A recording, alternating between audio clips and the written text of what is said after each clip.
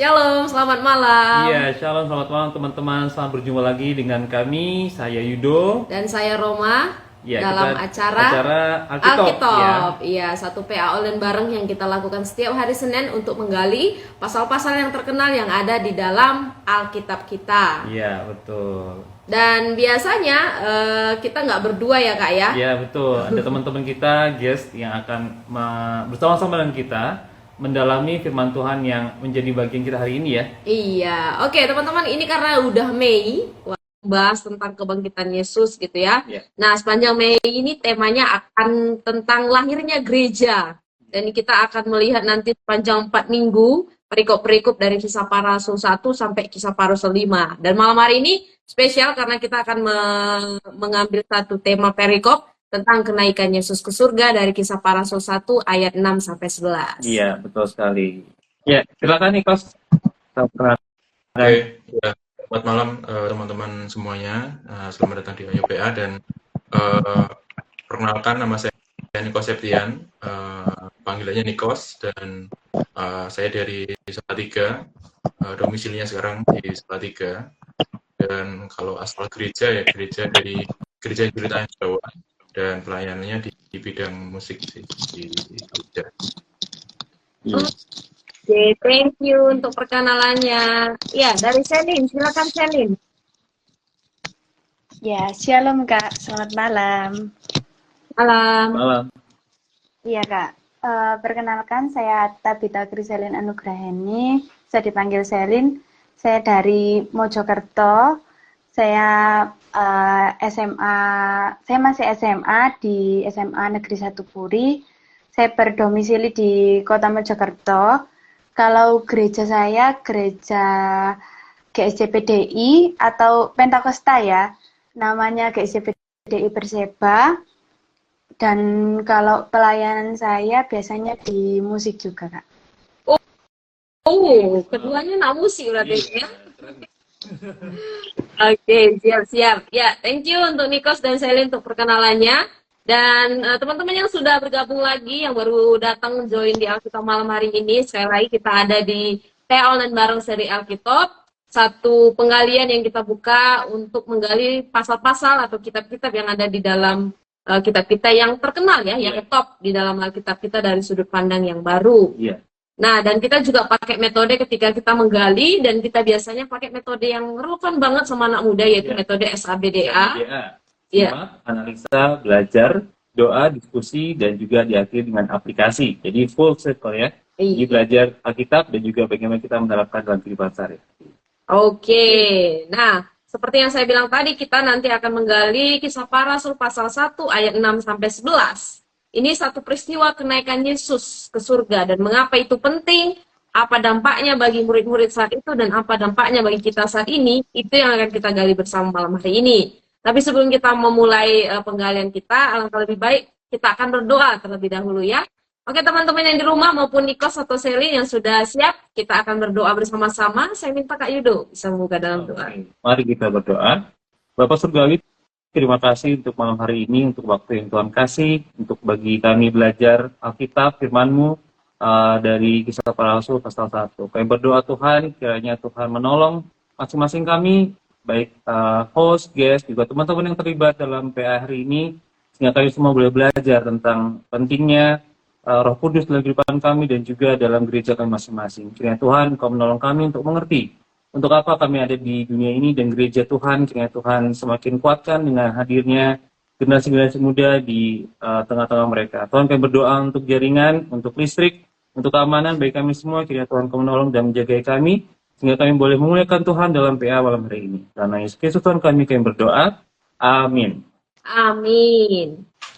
Oke, nah sebelum kita membaca bersama Nikos dan Selin dan menggali bersama-sama, kita akan overview sedikit kitab Kisah Para Rasul, ya, atau sering disebut sebagai kitab Roh Kudus. Nah, kitab Kisah Para Rasul ini ditulis oleh penulis yang sama yang menuliskan Injil Lukas, yaitu Dr. Lukas ya. Kenapa dia penulis yang sama? Karena memang Kisah Para Rasul ini ditulis juga oleh Lukas, dan satu-satunya dia adalah penulis di PB yang punya kebudayaan Yunani atau non-Yahudi.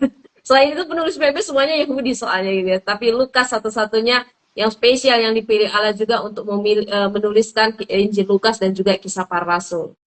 Iya, dia juga orang yang cukup terpelajar gitu, seperti Paulus, tapi dia dalam versi Yunani-nya gitu ya, dari versi non-Yahudi gitu. Dan dia terkenal dalam tulisan-tulisan itu sebagai penulis yang banyak menekankan tentang fakta sejarah gitu ya, tentang susunan pemerintahan saat itu dan juga posisi kaum wanita biasa dalam masyarakat dan lain sebagainya. Dan juga dalam tiga kali penyebutannya dalam surat-suratnya Paulus, si Lukas ini disebutkan sebagai seorang yang setia, seorang yang bersama-sama dengan Paulus, bahkan ketika Demas, salah satu teman pelayanan mereka, tuh meninggalkan mereka gitu. Jadi tulisan-tulisan Lukas ini juga menekankan tentang peran Roh Kudus, bahkan sebelum menulis tentang Kisah Para Rasul ya, dia juga menyebutkan tentang peran Roh Kudus dalam Injil Lukas sendiri, dan juga bagaimana peran supranatural sangat bekerja dalam kehidupan seputar Yesus gitu. Iya, jadi jelas bahwa Kisah Para Rasul ini adalah tulisan kedua atau buku yang kedua yang dituliskan oleh Lukas setelah dia menuliskan Injil Lukas. Dan kita lihat ya, tulisan Lukas ini termasuk tulisan yang sangat lengkap dibanding 4 Injil lainnya, dan Kisah Para Rasul juga memuat tulisan yang paling yang sangat lengkap juga. Bagaimana makanya setelah kitab Yohanes, Injil Yohanes itu Kisah Para Rasul, karena berkelanjutan. Kita lihat ya, di buku yang kedua itu Injil Lukas itu belum selesai, karena setelah kebangkitan Yesus Kristus, apa yang selanjutnya dilakukan Yesus itu semuanya tercatat di Kisah Para Rasul, dan itulah buku Injil yang kedua bisa dikatakan yang ditulis oleh Lukas. Dan salah satu tujuannya pun untuk itu kenapa Kisah Para Rasul ini dicatat dan ditulis oleh Lukas, untuk menunjukkan apa karya Yesus selanjutnya setelah kematian dan kebangkitannya, yaitu dia naik ke surga dan mengirimkan Roh Kudus. Iya. Oke. Konteks. Iya, kita akan lihat konteks dari Kisah Para Rasul 1 sebelum kita membaca sama-sama ya. Jadi Kisah Para Rasul 1 ini memuat, kalau di perikop 1 kita lihat Lukas menginfokan lagi kalau bukunya ini ditulis ke Theophilus. Ini sama kayak di Injil Lukas pasal 1 juga ya. Dan setelah itu dia menjelaskan tentang perikop yang kita gali bersama nanti malam ini, Yesus terangkat ke surga. Dan setelah Yesus terangkat ke surga, ada momen 10 hari di mana Rasul menanti-nanti ya kedatangan Roh Kudus yang sudah dijanjikan sebelum hari Pentakosta. Dan sebelum pasal 2 disisipin satu cerita bagaimana pemilihan satu murid lainnya, di mana Yudas kan sudah mati gitu ya. Dan supaya ke-12 murid ini bisa tetap ada, dan dipilihlah melalui undi, yang terpilih ya saat itu adalah Matias. Jadi ini konteks dari Kisah Para Rasul 1. Iya, yang menarik juga di pasal 1 ini juga disebutkan Theophilus. Bisa jadi itu nama orang, tapi bisa juga Theo, Tuhan, Philus itu dia kasih gitu ya. Orang yang mengasihi Tuhan. Bisa juga bagi kita semua yang membaca saat ini, surat ini atau buku ini ditujukan kepada kita. Juga ada yang menarik di ayat 12, dibilang bahwa itu disebutkan bahwa Bukit Zaitun itu seperjalanan sahabat jauhnya. Ini salah satu kekasan Lukas ya. Seperjalanan sahabat itu berarti dia mengerti latar belakang atau dunia Yahudi pada masa itu, yaitu orang Yahudi nggak boleh melakukan perjalanan jauh pada hari Sabat. Jadi hanya sekitar 2000 hasta ya. Nah, itu sekitar 1,2 km. Jadi ini sangat menarik untuk teman-teman baca dan juga pelajari, mengulik-ulik sejarah gereja kita dari mula-mulanya.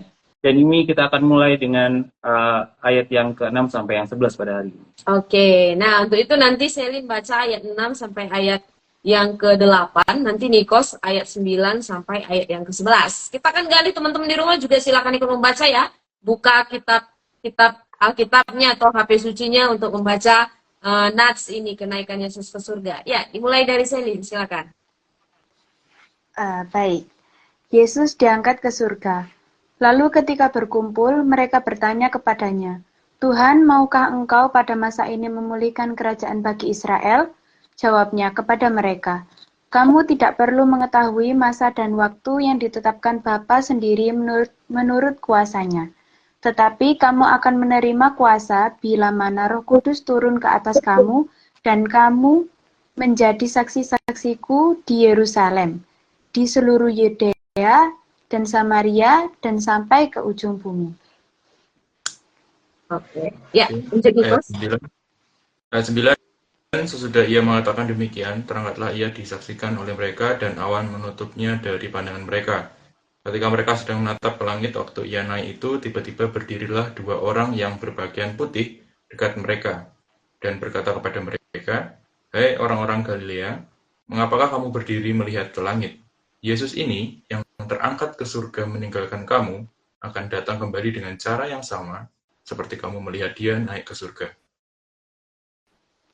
Oke, ya. Jadi demikian jauh pembacaan kita hari ini dari Kisah Para Rasul 1 ayat 6 sampai 11. Nah, kita akan mulai dengan langkah pertama, langkah simak. Jadi kita simak dulu untuk 6 ayat ini bersama-sama. Silakan teman-teman juga nanti di rumah kalau ingin merespon, menanggapi atau menambahkan pertanyaan sehubungan dengan apa yang digali kita, silakan dibagikan di kolom komentar. Iya. Oke, yang pertama mungkin Nikos dulu bisa menjawab ke kita semua ya. Melihat latar belakang politik saat itu, apa maksud pertanyaan murid-murid Yesus kalau dilihat dari ayat 6 ini? Ya, silakan.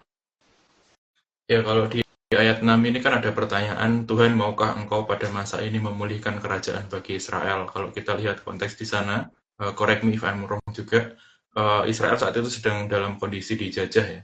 Itulah kenapa yang menyalibkan Tuhan Yesus juga bukan, dalam tanda kutip, bukan tentara Israel, tapi tentara Romawi. Dan itu menandakan bahwa ada keinginan dari para murid dan mungkin juga mayoritas orang-orang Israel pada waktu itu, orang-orang Yahudi pada waktu itu untuk terbebas dari penjajah, sehingga mereka merindukan satu sosok atau satu pribadi yang namanya Mesias yang akan membebaskan mereka pikirnya dari penjajah waktu itu Romawi. Gitu sih. Ya, setuju sekali ya Kak. Benar banget ya. Jadi kalau melihat konteksnya memang benar kayak yang dibilang Nikos, posisi mereka saat itu sangat tidak enak. Siapa sih yang suka dijajah kayak gitu, dan itu yang mereka alami ketika Yesus ada bersama-sama dengan mereka, dan harapan mereka sebenarnya kayaknya Yesus ini deh yang bisa apa ya istilahnya mengalahkan politiknya Romawi, dan apa istilahnya Yesus ini juga nanti yang akan menghancurkan mungkin kekuasaannya Romawi dan mereka akan memerintah atas bangsanya sendiri bebas dari penjajahan kayak gitu. Mungkin latar belakang pertanyaan mereka bisa merujuk ke situ ya. Bahkan setelah mereka melihat Tuhan Yesus yang bangkit gitu ya, ingat di PA yang kemarin tentang perjalanan ke Emmaus itu, mata mereka terbuka. Tapi ternyata pengertian mereka belum benar-benar terbentuk gitu ya. Mereka melihat bahwa Yesus, wah dengan puasa seperti ini pasti dia akan bisa melakukan lebih gitu terhadap bangsa Israel, kerajaan mereka sendiri gitu. Tapi ternyata bukan itu yang Tuhan inginkan. Kita akan lihat di pertanyaan selanjutnya, yaitu apa jawaban atau respons Tuhan Yesus atas pertanyaan mereka. Silakan, Selin. Baik, jawaban Tuhan Yesus ada di ayat 7, kita baca. Jawabnya kepada mereka, kamu tidak perlu mengetahui masa dan waktu yang ditetapkan Bapa sendiri menurut kuasanya. Jadi ini kalau kita baca seperti teguran ya. Jadi ketika murid-murid ini bertanya, sebelumnya murid-murid ini kalau kita baca lagi, Tuhan maukah engkau pada masa ini memulihkan kerajaan bagi Israel? Di situ mereka ada salah mengerti tentang Mesias. Mereka mengerti bahwa Mesias akan memulihkan kerajaan bagi Israel seperti pada masa Daud dahulu. Jadi kerajaan dalam konteks duniawi, bukan rohani. Sedangkan Tuhan Yesus datang untuk memulihkan kerajaan bagi dia, kerajaan sorgawi di bumi. Dan khususnya untuk misinya adalah untuk menyelamatkan seluruh umat manusia. Jadi, apa hubungannya waktu dengan pemulihan? Ini sebenarnya ada kaitannya dengan ayat selanjutnya di mana Roh Kudus dijanjikan. Roh Kudus itu akan turun dan akan membuat kita dan akan menguatkan kita sehingga kita dapat menjadi saksi. Kalau kita sudah menjadi saksi dan kita dipakai Tuhan, maka kita tidak perlu memusingkan tentang atau membingungkan sesuatu waktu. Karena kalau kita sudah dipakai Tuhan pada masa kita ini, kita tidak perlu memikirkan masa depan atau masa lalu, karena kita sudah dipakai Tuhan. Seperti itu kayak yang saya dapat. Ya, betul sekali ya. Jadi kayak teguran gitu ya. Kayak Tuhan Yesus tuh kayak bukan menjawab itu langsung, tapi dia mengalihkan apa namanya pandangan mereka gitu, bukan pada hal itu seharusnya, tapi hal ini gitu. Jadi ingat waktu apa Petrus ya, Iya, waktu dia beberapa disuruh kali jemput sih. Tuhan gitu kan. Terus Tuhan bilang waktu Petrus nanya, Tuhan apa kan yang terjadi dengan Yohanes Yohanes, yang kasih ini kan? Petrus bilang, kamu penulisanmu. bukan urusanmu gitu, tapi kamu ikutlah aku gitu. Jadi kayak Tuhan Yesus apa menggunakan skill ya berkomunikasi ya, dia mengalihkan perhatian mereka dari satu yang bersifat fisik Iya. kepada sesuatu yang bersifat lebih rohani. Jadi apa harapannya gitu mereka bisa terbuka gitu ya pandangan mereka. Soalnya kalian sibuk ngurusin hal-hal yang masih duniawi itu tadi gitu ya secara politik. Padahal rencana Yesus itu jauh lebih besar dari itu tadi, kayak seperti yang Selin bilang, yaitu untuk memulihkan Israel sepenuhnya secara rohani gitu ya. Dan Tuhan mau nyatakan itu. Tapi dalam sisi ini juga kita lihat Tuhan nggak menolak, bilang nggak usah deh ngomongin tentang, maksudnya dia nggak menolak mentah-mentah tentang kerajaan itu, karena pada satu kelak pun kerajaan itu juga akan dipulihkan gitu bagi bangsa Israel. Tapi dia melihat jauh apa yang lebih besar dulu dari ini kayak gitu. Tadi ya tentang mereka akan menjadi saksi dan lain sebagainya di ayat berikutnya. Nah, ini juga yang akan kita lihat di ayat 8. Apa yang Yesus jelaskan tentang kuasa yang diberikan Roh Kudus yang akan turun atas mereka dari ayat 8 ini. Ya, mungkin Nikos bisa kembali menjawab. Iya, kalau di ayat 8 ini kan memang kayak janji ya. Jadi saya secara pribadi juga melihat ketika Tuhan Yesus bilang kalau tetapi kamu akan menerima kuasa, itu kan di dalam konteks kalimatnya pun disambung ya dengan ayat 7. Berarti itu kan berhenti gitu Tuhan Yesus ngomongnya. Kalau di ayat sebelumnya dia bilang mengetahui masa dan waktu itu bukan proporsimu, bukan tupoksimu. Tapi ingatlah kalau kamu akan menerima kuasa. Berarti Tuhan ngasih istilahnya promise, janji, yaitu Roh Kudus yang akan turun ke atas kamu, ke atas para murid-murid gitu ya. Dalam konteks pembicaraan pada waktu itu. Dan ketika ada satu promise, ketika ada satu janji, typical conversation yang dibangun oleh Tuhan Yesus itu biasanya mengandung tugas. Nah, makanya itu di kalimat di frasa berikutnya kan disambung dengan cara kamu akan menjadi saksiku. Itu kan membuktikan bahwa ada tugas tapi juga ada janji, atau sebaliknya. Tuhan ngasih janji dulu, Tuhan berjanji akan menyertai melalui Roh Kudus misalnya, tapi ada tugas yang perlu dilaksanakan. Tentunya ini menjadi sesuatu yang lebih besar ya, maksudnya gambar yang lebih besar terhadap apa yang akan dilakukan oleh Tuhan Allah melalui Tuhan Yesus maksudnya itu kepada murid-muridnya, yaitu menjadi saksinya baik dari Yerusalem, Yudea, Samaria, bahkan sampai ke ujung bumi. Dan kalau kita tengok ke sekarang gitu ya, itu pun juga masih sangat, bukan masih ya, itu sangat-sangat relevan dengan apa yang harusnya dilakukan oleh orang-orang Kristen, orang-orang percaya pada saat ini. Itu sih Kak Roma, Kak Yudo. Oh, oke. Ya, satu ayat yang sangat terkenal. Iya. Kisah Para Rasul 1 ayat 8 ya. Ini biasanya akan dikulik kalau kita merayakan hari kenaikan, yang 3 hari lagi kita akan rayakan bersama-sama di seluruh dunia ini. Dan di sini memang tentang kuasa sekali lagi ya. Kalau kita lihat dalam bahasa Yunani pakai kata dunamos ya, itu satu kata yang istilahnya bergerak gitu ya. Itu tadi bergerak berarti ada satu, bukan cuma sekedar untuk kepentingan mereka gitu, tapi ada yang menggerakkan itu tadi. Kuasa itu berasal dari Roh Kudus yang akan memimpin mereka untuk menjadi saksi itu tadi. Ya, dan yang menarik juga disebutkan dari Yerusalem, Yudea, Samaria. Jadi itu kayak dari satu tempat yang khusus lebih besar lagi, lebih besar lagi, lebih besar lagi. Dan juga ini melambangkan bukan hanya daerah ini saja gitu, tapi juga seluruh dunia atau ujung-ujung dunia gitu yang disebutkan dalam kitab suci gitu ya. Iya, bahkan yang rutin sering kita dengar sampai ujung-ujung jari. Sampai ujung-ujung jari ya kita sekarang ya. Betul sekali. Iya, oke, kita lanjut dulu lagi ya. Teman-teman juga di rumah bisa banget loh komen atau menambahkan penggaliannya sementara Nikos dan Selin dan kita semua sedang menggali bersama-sama. Iya, kalau ada pertanyaan-pertanyaan juga atau insight yang teman-teman dapatkan ketika membaca atau mendengarkan kita menggali kisah para rasul ini, silakan teman-teman share di kolom komentar supaya kita bacakan nanti ya. Oke. Nah, yang berikutnya ke Selin ini, apa yang terjadi setelah Yesus berbicara tentang Roh Kudus yang tadi sudah dijelaskan di Yesaya 8? Apa yang terjadi setelah itu di ayat 9? Silakan. Oke, kita coba baca ayat 9. Sesudah ia mengatakan demikian, terangkatlah ia disaksikan oleh mereka dan awan menutupnya dari pandangan mereka. Jadi setelah Tuhan Yesus memperkatakan janjinya kepada murid-murid yang ada di situ pada saat kejadian, kemudian dia terangkat ke surga. Kita bisa lihat di sini Tuhan Yesus itu naik dengan sendirinya. Dia tidak dijemput dengan kereta berapi seperti Elia. Dia naik dengan sendirinya. Maksudnya apa?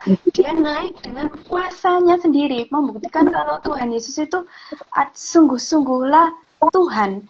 Dia murni dengan kekuatannya sendiri. Dan Tuhan Yesus ketika naik, itu disaksikan oleh murid-muridnya. Jadi kita bisa pahami kalau tidak ada alasan untuk murid-muridnya ini tidak percaya. Karena murid-muridnya ini melihat dengan sendirinya Tuhan Yesus itu terangkat ke surga tanpa bantuan apapun.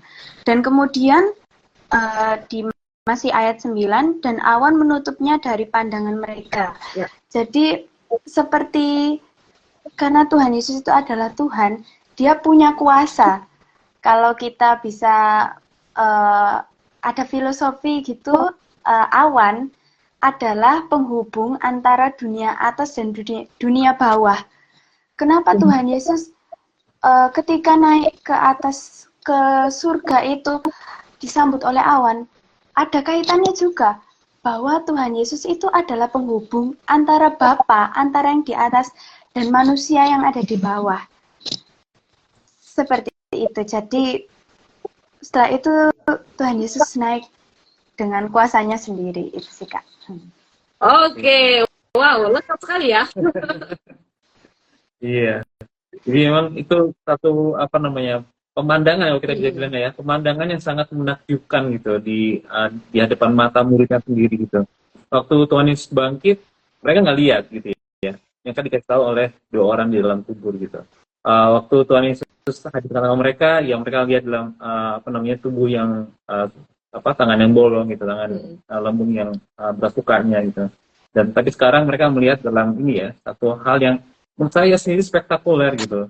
Manusia terbang ke atas atau terangkat ke langit itu kan satu hal yang sangat spektakuler, dan itu jadi kayak ini juga ketika Tuhan Yesus melakukan satu mujizat bukan semata-mata demi mujizat itu sendiri gitu, tapi demi untuk meneguhkan apa yang baru saja dia katakan atau yang diajarkan gitu. Jadi meneguhkan iman murid-muridnya gitu ya.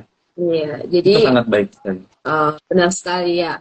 Dan seperti kayak dia mati, dia bangkit, itu kita lihat banyak sekali fakta-fakta. Salah satunya yang membuktikan dia beneran mati bangkit karena ada saksi gitu ya. Dan di ayat 9 tadi juga diteguhkan, ada saksi juga yang melihat bahwa dia naik ke surga. Jadi cerita tentang Yesus naik ke surga ini bukan bukan cerita bohong atau bukan semacam bayangan doang gitu, tapi ini disaksikan oleh para murid-murid saat itu yang berkumpul di Bukit Zaitun gitu. Nah, ada satu tanggapan ya dari Bu Eki sebenarnya ini. Bilang, iya juga Kak, perbedaan dengan para nabi yang terangkat ke surga dengan Yesus yang naik ke surga. Iya, tadi disebutkan sama Selin ya, ingat tentang Elia. Iya, benar. Dia naik kereta berapi ya, bukan kereta kuda berapi. Tadi bilang gitu. Dan itu sangat berbeda dengan Yesus yang dengan kuasanya sendiri dia terangkat ke surga. Oke, nah kita lanjut dulu juga penggaliannya. Di ayat 10 dikatakan, siapa yang tiba-tiba muncul saat murid-murid Yesus sedang menatap ke langit, dan apa yang nanti kata-katanya itu nanti aja ya. Ya silakan nih kelas ayat 10. Ya, yang muncul tiba-tiba di ayat 10 itu ditulis di sini itu berdirilah 2 orang yang berpakaian putih. Nah, kalau kita coba cari juga di referensi ayat yang lain, eh, saya menemukan ada di Lukas 24 ayat 4 itu juga Hmm. membahas menuliskan ada dua orang berdiri dekat mereka memakai pakaian yang berkilau-kilauan. Dalam Hmm. bayanganku ya berkilau itu ya putih gitu ya, bersinar. Lalu ada juga dari Ya. Yohanes 20 kalau nggak salah, Yohanes 20 ayat 12 gitu. Nah, itu juga membahas atau membicarakan tentang dua orang malaikat berpakaian putih. Nah, di sini dikatakan malaikat. Tapi kalau yang di Lukas tadi dua orang, hampir sama kayak ayat ayat 10 ini tadi. Dan kalau ditanya kembali ya berarti itu dua orang malaikat sih yang tiba-tiba muncul ada di dekat para murid gitu. Dan selain itu aku juga pengen sedikit menanggapi yang ayat 10 di awal tadi ketika mereka sedang menatap ke langit waktu itu. Kalau misalnya aku membayangkan momennya atau kejadiannya itu, mereka seperti tidak sadar kalau Tuhan Yesus itu sudah ada di langit lalu tiba-tiba muncul dua orang. Jadi seperti ya termangu-mangu itu kan terkagum-kagum ya kalau atau menatap ke langit. Kalau mereka sadar itu sudah layang-layang itu misalnya, kalau sudah sampai ke atas dan sudah hilang pasti orang sudah tahu oh ya itu sudah sampai ke atas. Tapi kalau ini sepertinya berbeda. Jadi mereka tetap para murid sepertinya tetap menatap ke langit gitu ketika Tuhan Yesus sudah tertutup oleh awan sehingga pandangan para murid tertutup, lalu tiba-tiba muncul dua orang yang berpakaian putih di dekat mereka. Oke. Iya, setuju sekali ya dari Nikos bahwa dua orang ini adalah malaikat ya yang saat itu juga ada di antara Yesus gitu. Ini menurutku sangat konsisten ya dari Lukas sendiri karena kalau kita lihat ketika Yesus lahir di Lukas 1 itu malaikat juga memproklamirkan kepada para gembala ya sebagai penerima pesan pertama kelahiran Yesus di mana dikatakan juru selamat sudah datang gitu ya. Ketika Yesus naik kembali ke tempatnya semula di sorga, malaikat juga lagi-lagi sama datang dan ada di antara mereka yang menyaksikan tentang kenaikan Yesus Kristus. Tadi disebutkan oleh Nikos bahwa di waktu di Lukas 24 ya, ada dua orang di dalam kubur itu, waktu para wanita ke dalam, mereka nggak nemuin apapun kecuali dua orang itu. Dan itu seperti pengingat lagi gitu, ada utusan-utusan yang Tuhan pakai untuk meneguhkan orang-orang yang mencari Tuhan gitu. Dan ini juga di sini waktu saya tadi baca-baca, ketika mereka naik, mereka memandang Yesus sedang naik ke atas, itu kayak mereka termangu-mangu, takjub, ini belum pernah terjadi sebelumnya gitu, dan mungkin mereka nggak akan pernah lihat lagi. Tapi di situ ada dua orang yang benar-benar meneguhkan mereka, dan juga nanti di pertanyaan berikutnya kita akan lihat apa yang akan terjadi oleh yang dilakukan oleh dua orang ini. Iya, itu pertanyaannya ke Selin nih. Apa kata malaikat itu kepada murid-murid Yesus kalau dilihat dari ayat 11? Silakan. Ya, kalau kita lihat dari ayat 11, kita baca, dan berkata kepada mereka, "Hai orang-orang Galilea, mengapakah kamu berdiri melihat langit? Yesus ini yang diangkat ke surga, meninggalkan kamu, akan datang kembali dengan cara yang sama seperti kamu melihat dia naik ke surga." Jadi, di sini malaikat, kan tadi disebutkan juga, kalau malaikat itu adalah utusan Tuhan ya, untuk mengingatkan kembali kita semua akan keberadaan Tuhan.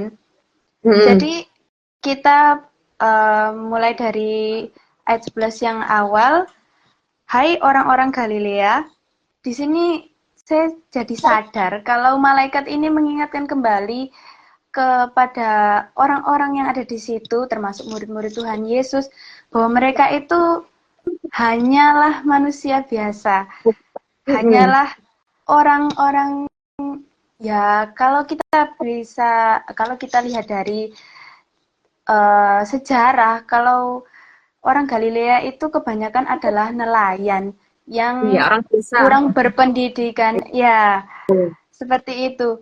Jadi kan mereka sebelumnya diberi seperti mandat ya oleh Tuhan Yesus bahwa mereka akan menjadi saksi.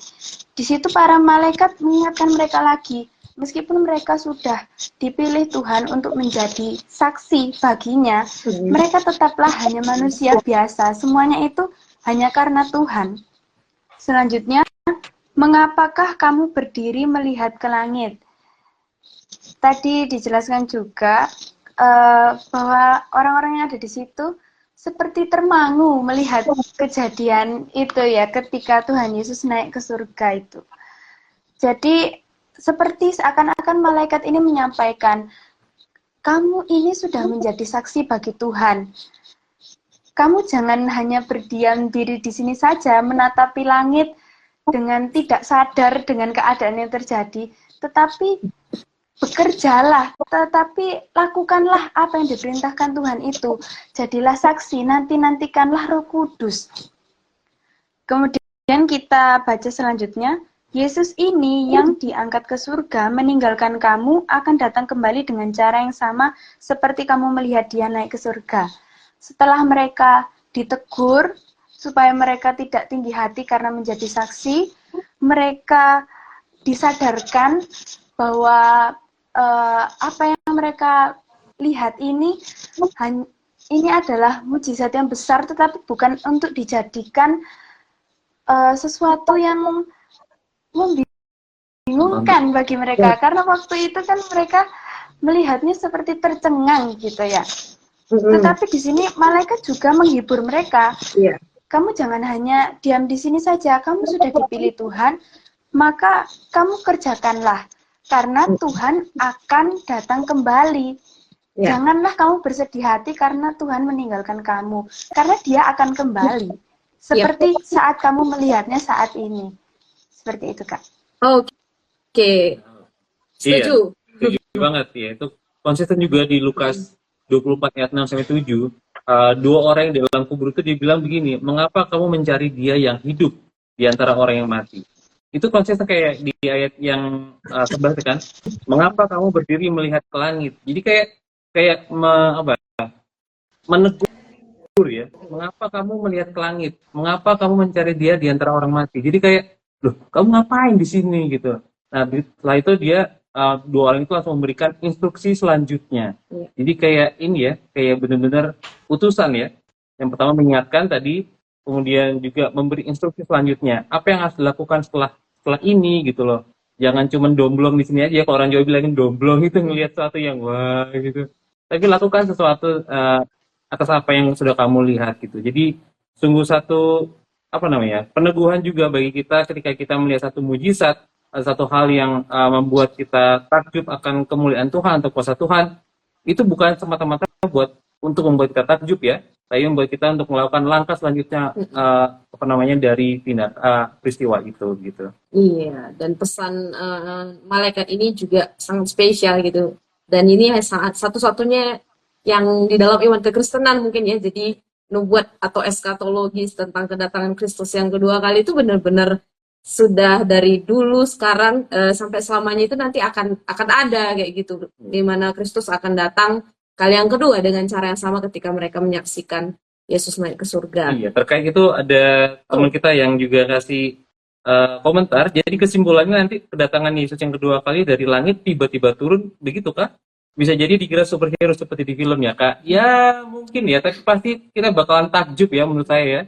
Kita akan melihat seseorang di langit gitu, kayak di Wahyu kan dia akan kelihatan seperti petir yang kelihatan dari timur ke barat gitu ya. Itu manusia kan gitu, kenapa dia di atas sana gitu ya. Ya itu satu pemandangan yang menurut saya sih spektakuler sekali, dan ya kita sebagai manusia biasa akan merasa saya manusia biasa bukan siapa-siapa gitu kali ya. Dan banyak sekali juga nanti yang mengiringi ya, ada sangkakala berbunyi dan lain sebagainya. Itu kita perlu pelajari tuh kita Wahyu kalau membuat tentang bagian itu Bulani. Oke, kita akan analisa dulu untuk bagian berikutnya. Setelah kita simak tadi ayat per ayat yang sangat detail dijelaskan oleh Nikos dan Selin, kita akan lihat bagian yang kedua. Kalau kita lihat di bagian analisa ya, ini sebenarnya mirip, tapi mungkin bisa lebih diperdalam lagi ya. Meneliti jawaban Yesus tentang pemulihan kerajaan Israel. Apakah berarti Allah tidak akan memulihkan kerajaan Israel? Ya, silakan Nikos. susah juga ya pertanyaannya. Susah, Eh, susah sedap nih. iya,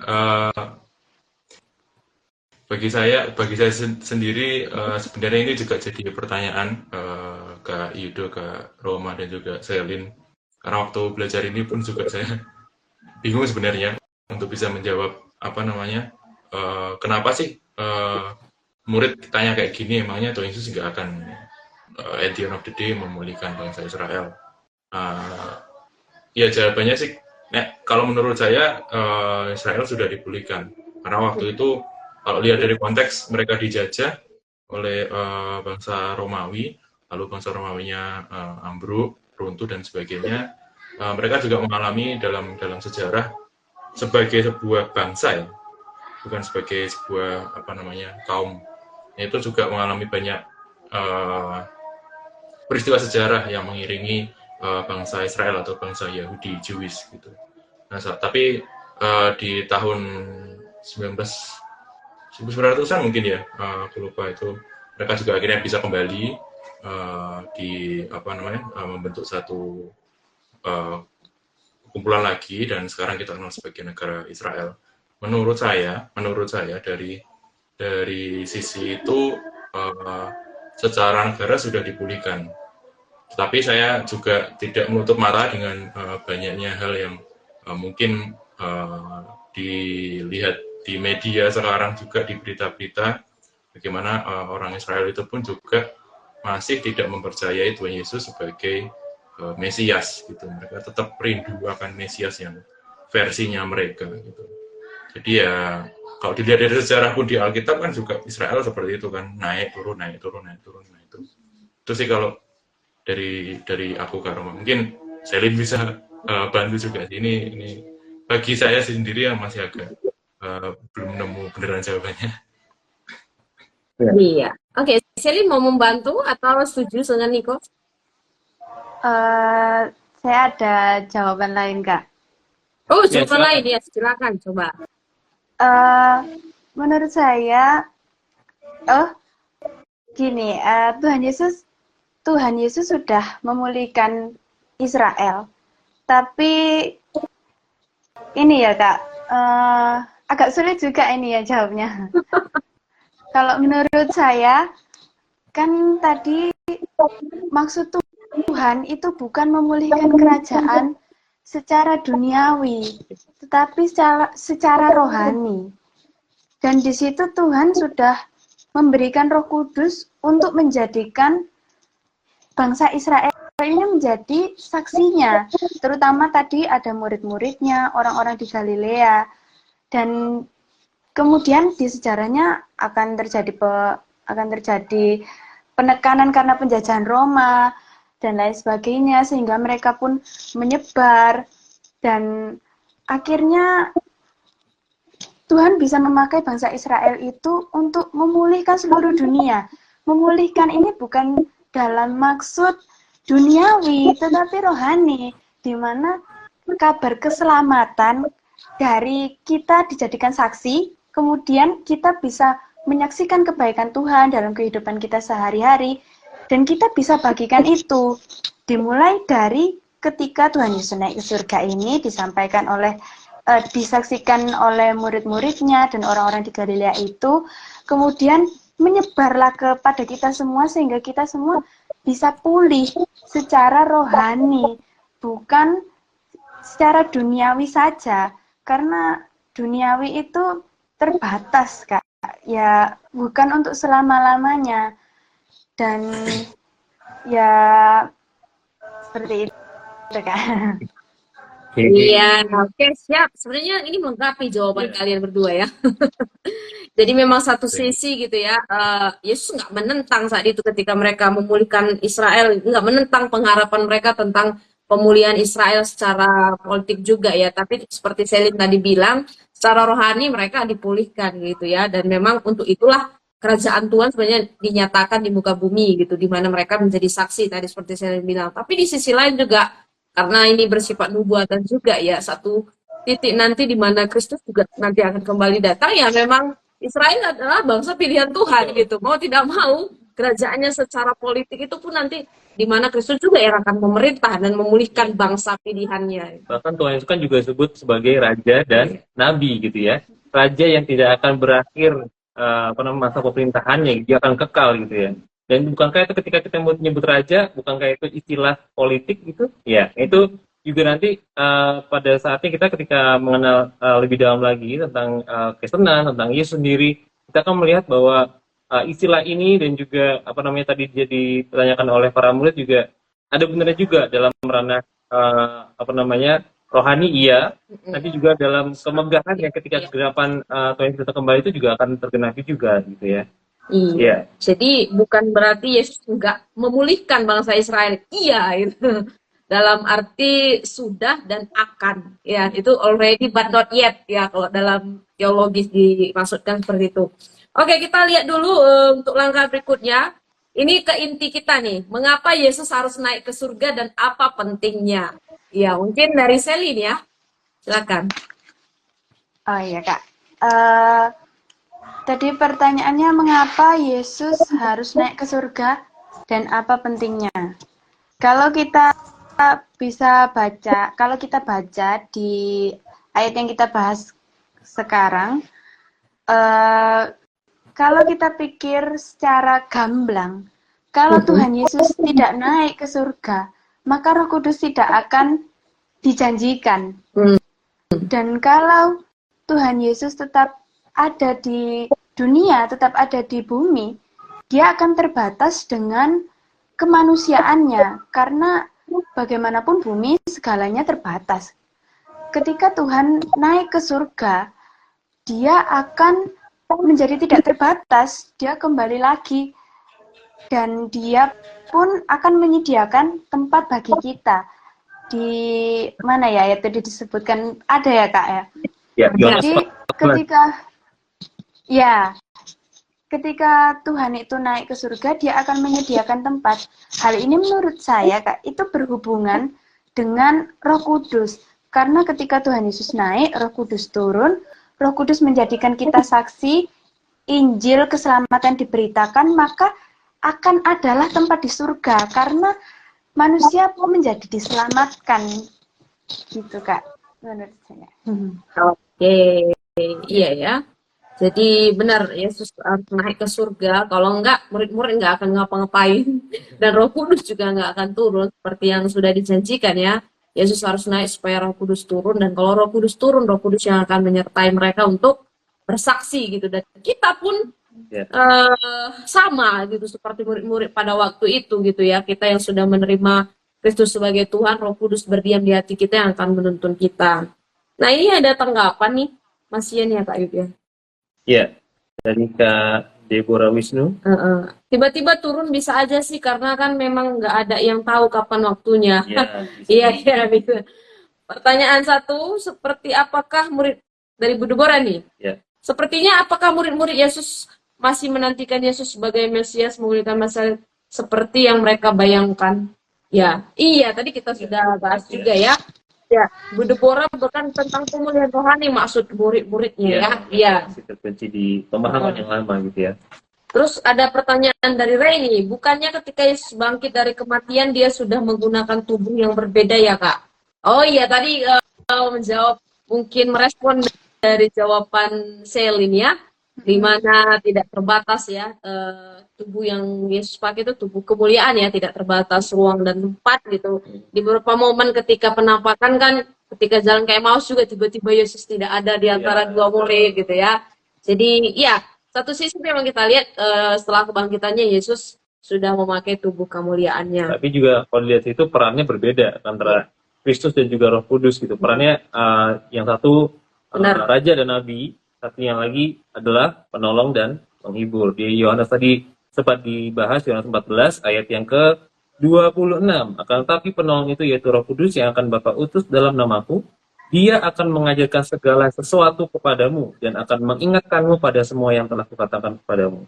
Nah itu jadi kayak satu hal yang kalau guru di zaman itu kan Tuhan Yesus kemana-mana bersama dengan muridnya, harus sama-sama kayak tadi terikat tempat, tapi juga di saat sekarang ini bahkan orang-orang yang ratusan tahun, ribuan tahun setelah zaman itu mereka juga memiliki Roh Kudus di dalam hati mereka gitu. Mereka yang membaca firman Tuhan setiap hari, satu saat mereka akan ingat ketika dalam PA seperti ini gitu ya, pasti akan diingatkan gitu. Tadi kita ingat kayak di ayat ini kayak kita pernah tahu deh gitu. Nah itu pasti pekerjaan Roh Kudus, aku yakin gitu.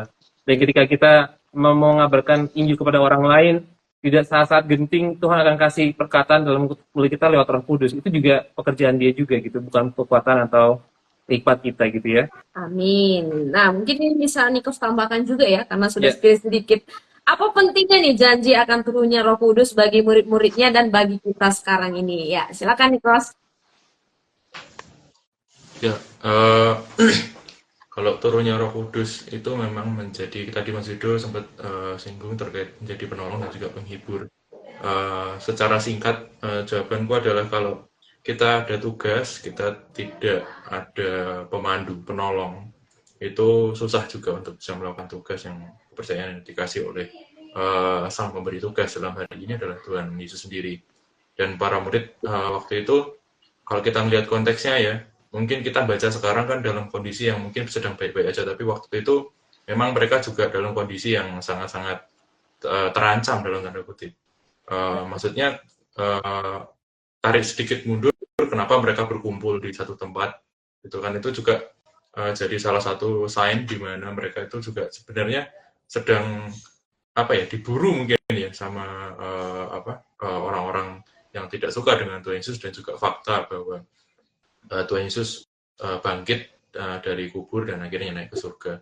Jadi kondisi seperti itu yang membuat adanya Roh Kudus sebagai penolong, tidak hanya untuk saat itu membuat mereka menjadi yakin dan teguh terhadap tugas mereka sebagai saksi, tapi juga memampukan para murid ini untuk mungkin kata yang tepat mungkin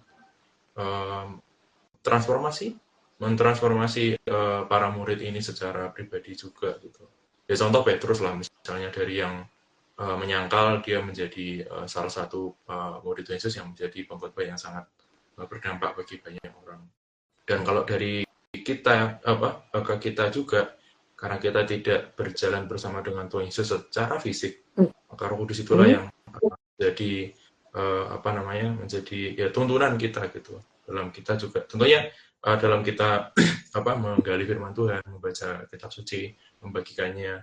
Kalau hanya di kepala saja pasti juga tidak berdampak apa-apa menurut saya. Itu akan menjadi malah kemungkinan bisa jadi kesombongan. Tapi ketika ada Roh Kudus, maka Roh Kudus memberikan kasih juga kepada kita, sehingga kita punya kasih, punya wawasan, punya tuntunan dari Roh Kudus, dan kita bisa membagikan firman Tuhan yang kita gali tadi kepada orang-orang yang tepat, yang sudah ditunjukkannya. Kita dipandu ke sana. Menurut saya itu sih.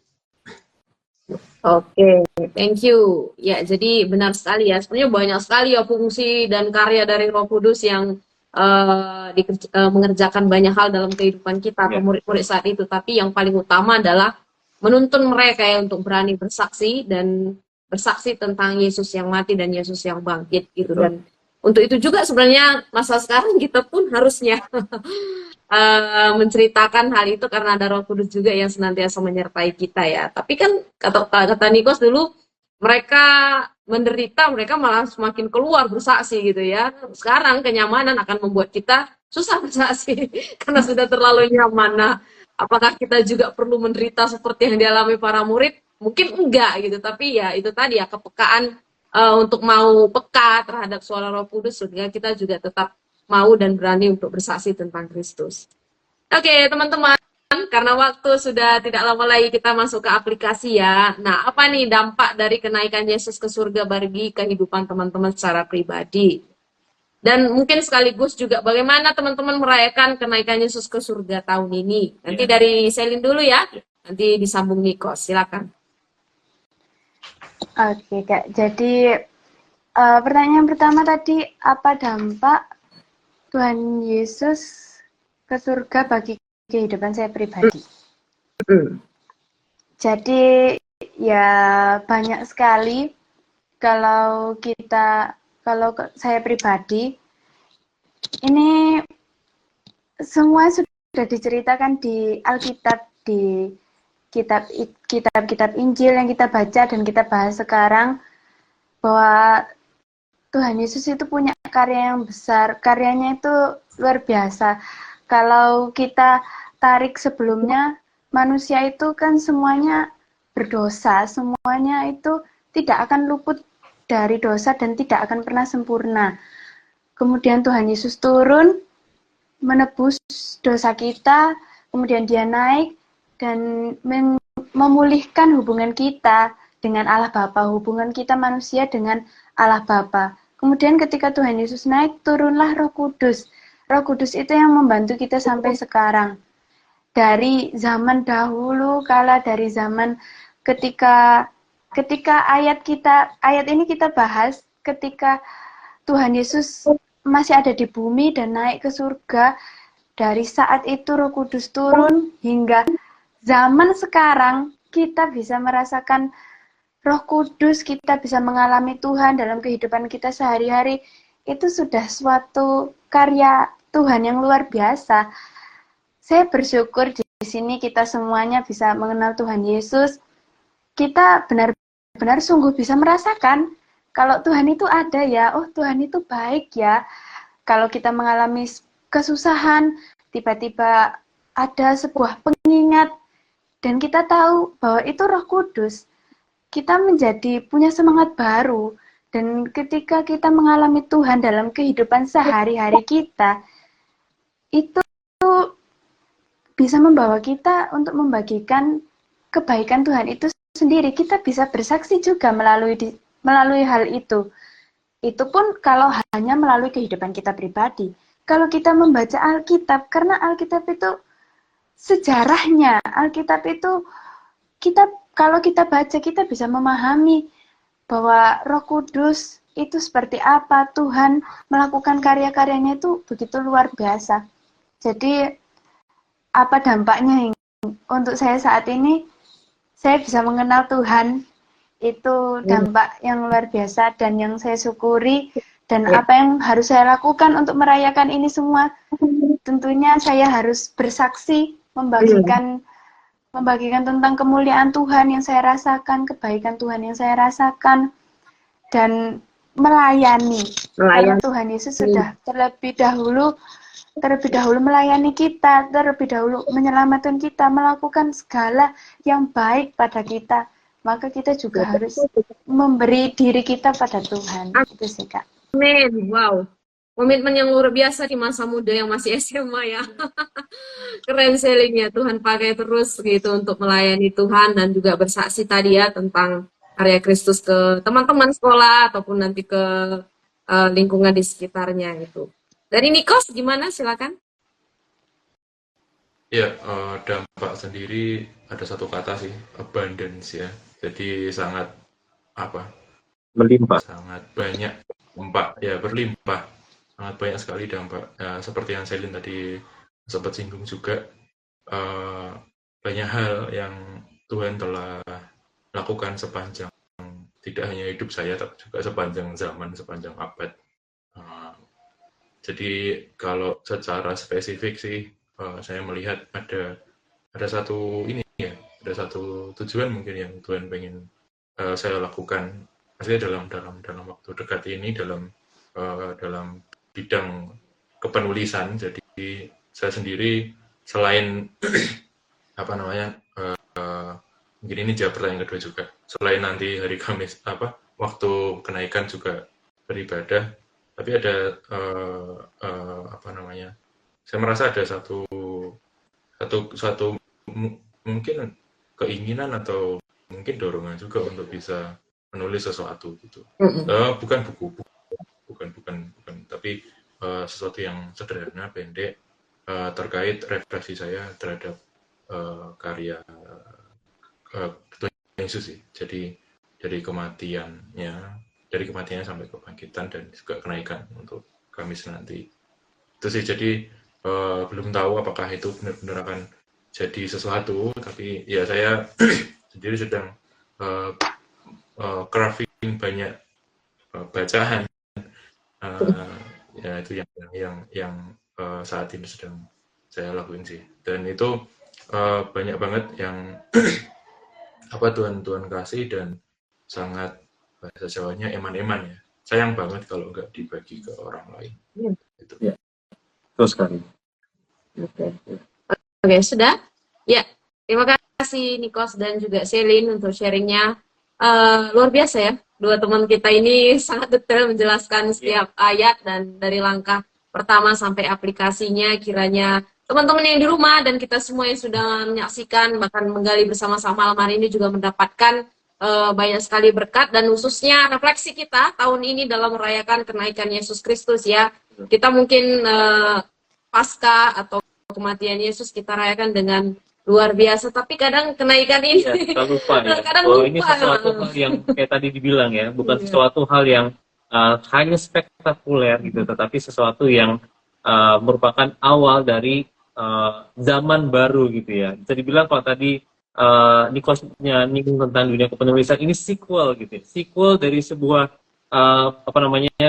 pelayanan Tuhan Yesus di dunia, tapi sekarang melalui karya Roh Kudus gitu ya. Nanti kita akan lanjut di PAS selanjutnya. Oke, terima kasih Niko, Selin, dan Kak Yuda akan memberikan kesimpulan. Iya, tadi sudah dibilang bahwa kenaikan Tuhan Yesus ini bukan semata-mata satu peristiwa tunggal, tapi sebuah peristiwa yang akan memulai rangkaian pekerjaan Roh Kudus di tengah-tengah dunia melalui murid-murid Tuhan Yesus, mereka yang semula